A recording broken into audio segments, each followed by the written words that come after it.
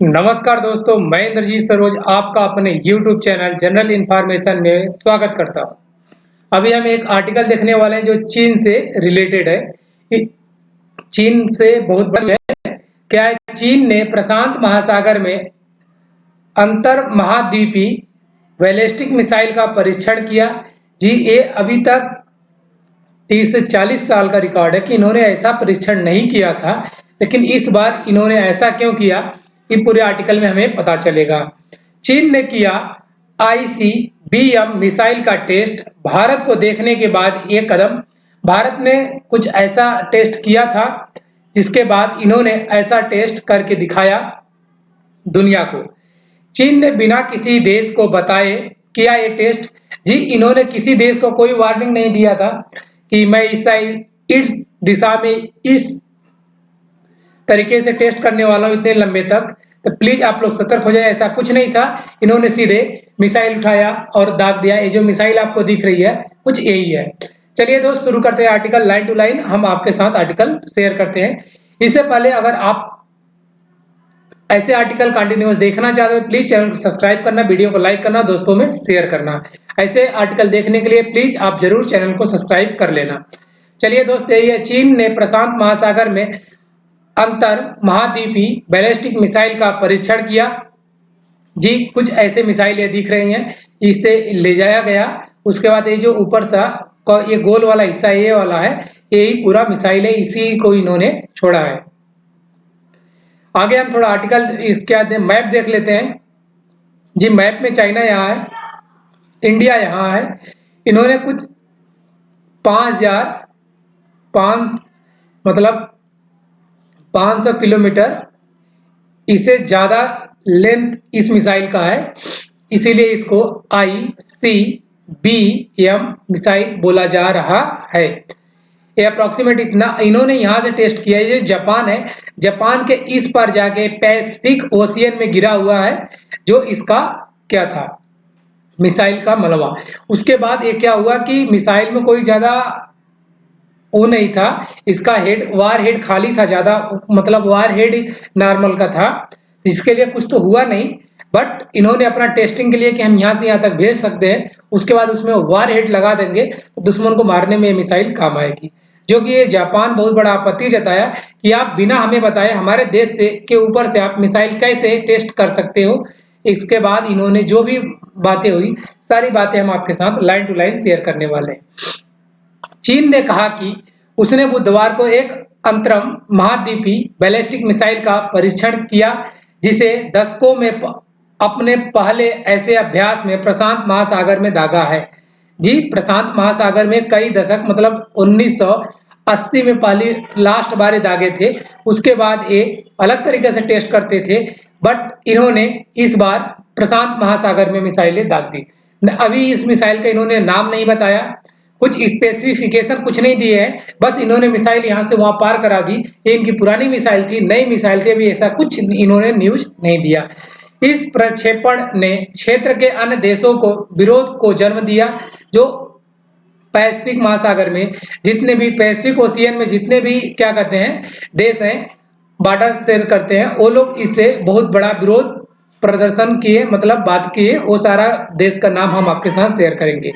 चीन के पड़ोसी जापान ने कहा कि उसे पहले से सूचना नहीं दी गई थी और उसके देश से ये लोग उस पार मिसाइल दाग दिए। और उसने बीजिंग के सैन्य निर्माण के बारे में गंभीर चिंता व्यक्त किया। ये जो बीजिंग है, बीजिंग कहने का मतलब कि चाइना की राजधानी है। अगर दिल्ली से कोई बात सॉरी इंडिया से कोई बात करेगा तो इंडिया नहीं बोलेगा, इंडिया की राजधानी का नाम लेगा, दिल्ली बोलेगा कि दिल्ली ऐसे किया, दिल्ली ने अच्छा किया, दिल्ली ने बुरा किया। इसीलिए जापान बोला। बीजिंग के सैन्य निर्माण के बारे में गंभीर चिंता व्यक्त की उसने, किसने, जापान ने।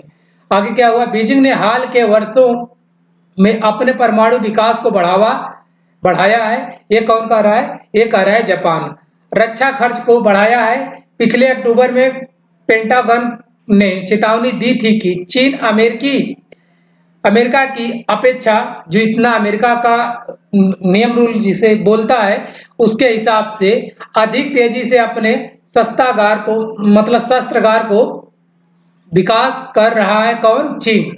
चीन अपना जो भी हथियार का भंडार है उसे दिन पे दिन बहुत तेजी से बढ़ाया जा रहा है, जिसका कोई नियम रूल अभी अमेरिकी अप्लाई नहीं कर रहा है। अमेरिकी नियम रूल का ये फॉलो नहीं करता। चीन ने कहा कि मई 2023 तक उसके पास 500 से अधिक, मतलब 2023 तक की ये बात है कि चीन ने खुद बताया कि हमारे पास 2023 तक 500 से अधिक ऑपरेशनल परमाणु हथियार थे और 2030 तक उसके पास 1000 से अधिक होने की संभावना है। ये चीन ने खुद बताया था और वो खुद बोला था कि हम 1000 से अधिक हथियार 2030 तक बना लेंगे। रक्षा मंत्रालय ने बुधवार को एक बयान में कहा कि चीनी सेना के रॉकेट फोर्स ने 25 सितंबर को 8:44 प्रशांत महासागर में उच्च समुद्र में एक डमी वारहेड ले जाने वाला एक आईसीबीएम लॉन्च किया है। मतलब इन्होंने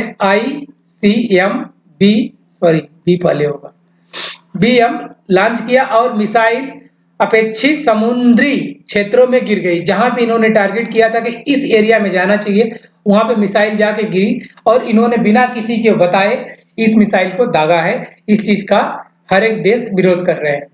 बेहद असामान्य क्या है? यह बेहद असामान्य है कि संभवतः दशकों में पहली बार हमने इस तरह की परीक्षण देखा है। Carnegie Endowment for International Peace में स्टेटन सीनियर फेलो अंकित पंडा ने बात बोली। जी एक एसोसिएशन है जिसका जहां पे अंकित पंडा काम करते, ये बातें उनकी है। परीक्षण संभवतः चीन के चल रहे परमाणु आधुनिकीकरण को दर्शाता है, जो परीक्षण के लिए नई आवश्यकताओं में प्रकट होता है। उन्होंने ये बातें बोली। किसने? यही है। आगे क्या है? हालांकि चीन के रक्षा मंत्रालय ने फायरिंग को हमारी वार्षिक प्रशिक्षण योजना में एक नियमित व्यवस्था कहा। बोला हम तो हर एक वर्ष इसे करते हैं, इसलिए ये मेरा वार्षिक परीक्षण है, वार्षिक टेस्ट है, मैंने कुछ नया नहीं किया है। ये अंतर्राष्ट्रीय कानून और अंतर्राष्ट्रीय अभ्यास के अनुरूप है। मतलब जो भी अंतर्राष्ट्रीय कानून है और अंतर्राष्ट्रीय अभ्यास है उसके अनुरूप है और किसी भी देश या लक्ष्य के खिलाफ निर्देशित नहीं है। इसने ये बातें बोली कि किसी भी देश के लक्ष्य और खिलाफ पे नहीं है कि हमने किसी के देश के लिए निकाला ये बातें। जापान ने कहा कि उसे चीनी पक्ष से पहले से कोई सूचना नहीं दी गई थी। मतलब चीनी साइड से उसे कुछ भी नहीं बताया गया था कि हम मिसाइल टेस्ट करने वाले हैं। ये सब धड़ाम से जाकर उसको उस पर रॉकेट मिसाइल गिर गई। एक सरकारी प्रवक्ता ने कहा कि बीजिंग का सैन्य निर्माण एक गंभीर चिंता की बात है, ये पूरे वर्ल्ड को सोचना चाहिए। ऑस्ट्रेलिया ने कहा कि वह प्रक्षेपण पर स्पष्टीकरण मांग रहा है कि आपने ऐसे कैसे कर सकते हो, और कहा कि वह किसी भी ऐसी कार्रवाई से चिंतित है जो अस्थिर हो और क्षेत्र में गलत अनुमान लगाने का जोखिम बढ़ाए। मतलब गलत कहा कि इन्होंने सीधे डका दिया जापान को, इसलिए बोल रहे हैं कि इसे गलत अनुमान ये भी लगाया जा सकता है कि कभी जो चीन के बगल में ताइवान है, अगर उस पर चीन चढ़ाई करता है तो उस पर अमेरिका सपोर्ट करेगा, तो मे भी वो जापान के साइड से अपना हेल्प ले, वहां से वो काम कार्रवाई करे। इसलिए चीन ने यह बताया कि हमारे पास जापान के उस पार तक जाने के लिए मिसाइल है। अगर किसी ने जापान का शरण लेके ताइवान को सपोर्ट किया, जो कि एक चाइना मानता है अपना चाइना की ओर टेरिटरी है, बट ऐसा कुछ नहीं, वहां अलग नियम रूल चलता है। तो ये इनका यही दर्शाना शायद ऐसा लग रहा है, इसीलिए बोल रहे हैं किसी कार्रवाई का अलग ही बात न निकल जाए। न्यूजीलैंड ने भी कहा कि दक्षिण प्रशांत में उत्तरी मिसाइल का प्रक्षेपण एक अवांछित और चिंताजनक घटना थी। वेलिंगटन के विदेश मंत्री के प्रवक्ता ने विवरण स्पष्ट होने पर प्रशांत क्षेत्र के सहयोगियों से परामर्श करने की कसम खाई। इन्होंने बोला कि अब जितने भी ये प्रशांत महासागर है, इसके साइड जितने भी देश हैं, हम सबके साथ परामर्श करेंगे, बात करेंगे, उसके बाद चीन पे कार्रवाई करने के लिए सोचेंगे। बीजिंग ने पहली बार 1990 के दशक में दक्षिण प्रशांत क्षेत्र में आईसीबीएम का परीक्षण किया था। मतलब 1990 के बाद 20 साल उधर 20 साल इधर, अप्रोक्सीमेट 44 साल के बाद इन्होंने ऐसा परीक्षण प्रशांत महासागर में किया, जो दक्षिण प्रशांत महासागर है। लेकिन तब से श्री पांडा ने कहा उसने आमतौर पर अपना हवाई क्षेत्र में ऐसे परीक्षण किया था, मतलब ये हवाई क्षेत्र में करते थे, बट इस बार इन्होंने प्रशांत महासागर का यूज किया। अमेरिका ने 2021 में कहा कि वह चीन द्वारा कथित हाइपरसोनिक मिसाइल परीक्षण के बारे में बहुत चिंतित है। अमेरिका ने 2021 में ये बातें बोली थी, बट ये चीज अब बाहर निकल के आने लगी। अमेरिका और चीन ने नवंबर में परमाणु हथियार नियंत्रण पर दुर्लभ वार्ता की थी। इन्होंने जो नवंबर बीत गया 2023 का, उसमें परमाणु हथियार के लिए इन्होंने दुर्लभ वार्ता किया था, जो नेताओं जो बाइडेन और शी जिनपिंग के बीच शिखर सम्मेलन से पहले अविश्वास को कम करने के प्रयास में ये क्या किए थे, वार्ता किया गया था, बात की गई थी इनसे, बट इसका कुछ नहीं, चीन बात नहीं मानता। लेकिन जुलाई में बीजिंग ने कहा कि उसने ताइवान को वाशिंगटन द्वारा हथियारों की बिक्री के जवाब में परमाणु प्रसार और अप्रसार और हथियार नियंत्रण पर अमेरिका के साथ वार्ता को निलंबित कर दिया है। मतलब ये जो हथियार नियंत्रण प्रसार था इनका, इसको रोकने के लिए अमेरिका के साथ बातें चल रही थी, बट जब अमेरिका ने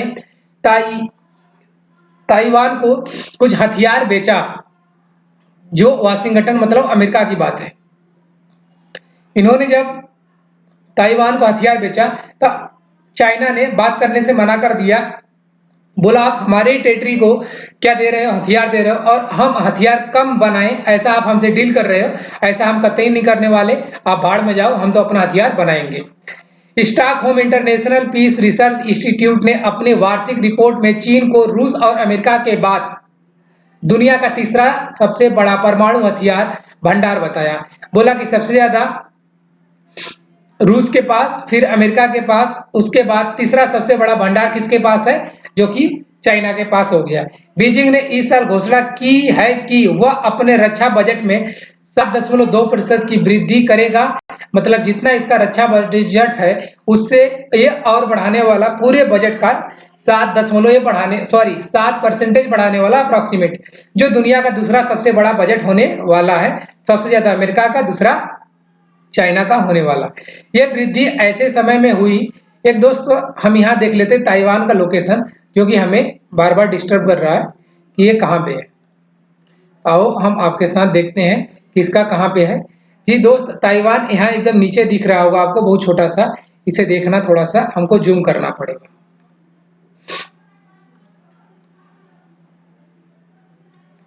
ये चीन है, ये चाइना आपको दिख रहा है, जस्ट इसी के नीचे ये जो छोटा सा आइलैंड है ये ताइवान है, जापान यहाँ पे है।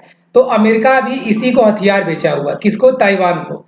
इसलिए चिंता की बात लग रही है कि चाइना चाह रहा है कि ऐसा कुछ अगर हुआ तो दिक्कत हो सकता है, तो हमको पहले हर एक देश को बता के रखना चाहिए कि अगर ऐसा कुछ आप किए तो मेरे पास आप जमीन से क्या कहते हैं, जो भी मिसाइल का परीक्षण इन्होंने किया उसका इन्होंने अपना ताकत दिखाने का बात किया। ये ताइवान कहता है कि हम स्वतंत्र हैं, यहाँ पे इलेक्शन होता है, यहाँ पे सरकार बन के आती, चुन के आती है, यहाँ इस तरीके से होता है। बट चाइना बोलता है वन चाइना पॉलिसी मानोगे तो आप मेरे साथ रहोगे। अमेरिका खुद वन चाइना पॉलिसी मानता है, लेकिन उसकी कूटनीति देखो, उसका क्या राजनीति है कि वो इसी ताइवान को वन चाइना पॉलिसी मानते हुए हथियार बेच के चला गया, और चाइना कुछ नहीं कर पाया, तिलमिला के रह गया। इसलिए चाइना और थोड़ा खपा और गुस्सा है। हमने अब ताइवान को देख लिया, अब हमें लगता है कि आसान होगा आगे की बातें समझना। यह वृद्धि ऐसे समय में हुई है जब चीन दक्षिण चीन सागर से लेकर ताइवान तक अमेरिका और उसके क्षेत्रीय साझेदारों के साथ लगातार कदम ताल कर रहा है, मतलब छेड़छाड़ हमेशा कर रहा है कि अगर कुछ हुआ तो सब मेरा है। साउथ चाइना सी अपने आप को पूरा मानता है।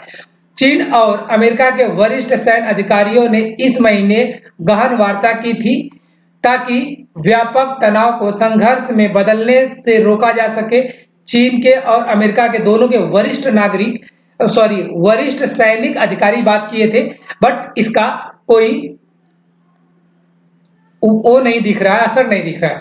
1964 में अपने पहले परमाणु परीक्षण के बाद से चीन तुलनात्मक रूप से मामूली शस्त्रागार बनाए रखने में से संतुष्ट रहा है। मतलब इन्होंने जब परमाणु परीक्षण 1964 में कर लिया तो उसके बाद एक कम हथियार के साथ भी सही थे, बट अब इनको लग रहा है कि बिना हथियार का आगे भूमिका भौकाल नहीं बनाया जा सकता। और उसने कहा है कि वह कभी भी संघर्ष में परमाणु हथियारों का इस्तेमाल करने वाला पहला देश नहीं होगा।